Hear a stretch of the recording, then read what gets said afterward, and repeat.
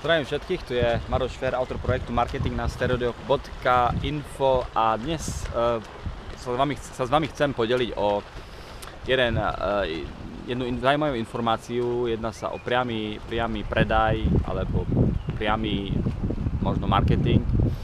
A je to forma, keď v podstate ako keby klientovi priamo hovoríme, čo má urobiť, aby získal istú informáciu, čo má urobiť, aby vyriešil svoj problém, a väčšinou to končí nejakým predajom samozrejme, alebo to končí tým, že klient nám dá e-mail a na jeho e-mailovú adresu pošleme nejakú informáciu, ktorá vyrieši nejaký jeho problém. To znamená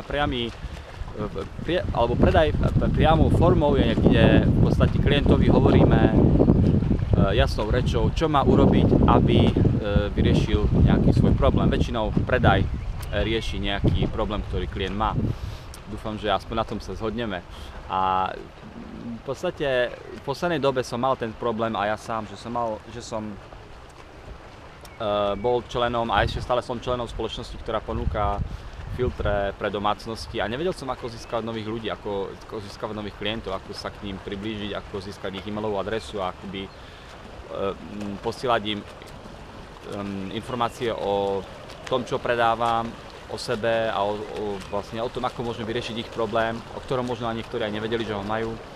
A prišiel som na to, že existuje forma, ako to robiť, a naučil ma to Dan Kennedy, je to známy v podstate v Amerike marketér, veľmi úspešný obchodník, samozrejme veľmi úspešný predajca, a čítam jeho knižky a učím sa strašne veľa zaujímavých vecí práve z toho, čo robí, pretože on samozrejme sa delí so svojimi zákazníkmi a ľuďmi, ktorým predal svoje služby, alebo ktorí čítajú jeho blog, o strašne veľa tipov a má strašne veľa návodov, takže je určite zaujímavé, ak teda máš možnosť, vieš anglicky, ako čítať jeho blog, a kúpil som aj nejaké jeho produkty, kde v podstate učí, ako to robiť. A jeden z jeho metód marketingu je, že má tam, myslím, že 10 bodov, je to taký ako keby, som povedal, základ toho, ako robiť marketing aj pre, hlavne v tej poslednej knihe, o ktorej som chcel dneska hovoriť, teda je, že marketing priamou formou sa dá robiť aj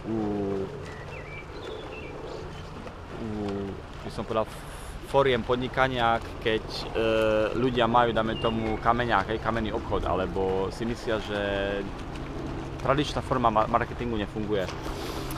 A je v podstate 10 bodov, ktoré spomína, ktoré sú veľmi dôležité. Niektoré z tých bodov môžem spomenúť, keď si správne spomeniem. Inak píšem o nich na mojom blogu, link je pod týmto videom, takže si o tom môžeš prečítať. A budem to tak trocha analyzovať a rozvádzať na mojom blogu ďalej v ďalších článkoch, pretože je to veľmi zaujímavé a možno, že to pomôže tým, ktorí si povedia, že to skúsia, pretože verím v tomu, je to dobrá vec a sám momentálne podľa toho podnikám. Nemôžem ešte hovoriť o nejakých veľkých výsledkoch, pretože len som začal v poslednej dobe, ale verím tomu systému, je to niečo, čo dáva zmysel. A v tých 10 bodoch hovorí o tom, že napríklad jeden z tých bodov je, vždy máme pre klienta nejakú zaujímavú ponuku, ktorá sa neodmieta. To znamená, ak príde za nami nejaký potenciálny klient alebo zákazník, vždy mu vieme prezentovať niečo, čo je pre neho zaujímavé a čo mu vieme ponúknuť len my. Hej, pretože je dôležité, aby ak si je odborník v nejakej oblasti, ak predávaš, tak aby si ukázal klientovi, že ty si ten, ktorý je odborník, a klient musí vedieť, prečo ty si iný ako ostatní, alebo prečo si v niečom lepší, dajme tomu. Alebo prečo by mal kúpiť to, čo chce kúpiť možno práve od teba a nie od niekoho iného. Takže to je veľmi dôležité si túto otázku odpovedať. Myslím, že z ďalších bodov bolo, že je dôležité v podstate budovať si značku, ale nie tým, že v podstate za to budeš platiť. To znamená, v súčasnej dobe sa dá budovať značka práve cez sociálne médiá, napríklad aj zadarmo. Hej? To znamená, že tam nebudeš dávať peniaze. Ďalší z jeho bodov je, že budeš, ak teraz začneš podnikať, že budeš mať prísnu marketingovú dietu. To znamená, budeš presne sledovať, čo funguje, čo nefunguje, budeš si presne zaznamenávať svoje... Niečo tam zvoní.